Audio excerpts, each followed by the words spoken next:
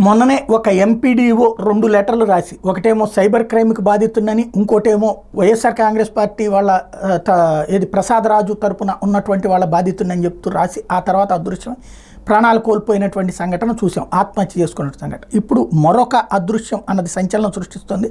అయితే ఈ దఫా రాజకీయం లేదు ఇందులో, కానీ ఉన్నతాధికారి వేధింపులు అన్నట్టుది ఇక్కడ పాయింట్.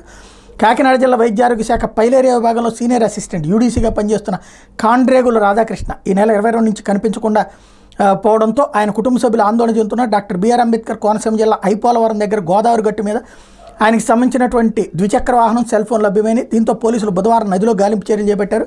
కాకినాడ గ్రామీణ మండలం ఇంద్రపాలెనికి చెందినటువంటి రాధాకృష్ణకు భార్య చంద్రావతి, డిగ్రీ ఇంటర్ చదువుతున్న కుమారులు జస్వంత్, నిఖిల్ సాయి ఉన్నారు.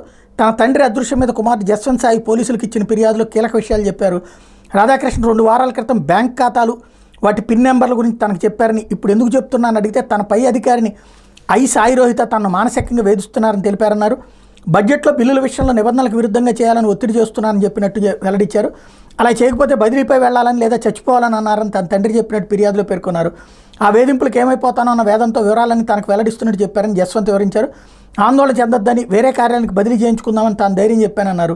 22వ తేదీ రాత్రి 7 గంటల తర్వాత నుంచి తన తండ్రి ఆచూకీ లేదని, ఫోన్ కూడా తీయడం లేదని చెప్పారు. ఉన్నతాధికారి వేధింపుల కారణంగా తన తండ్రి కనిపించకుండా పోయారని, బాధ్యుల మీద చర్యలు తీసుకుని తమకు న్యాయం చేయాలని జస్వంత్ కోరారు.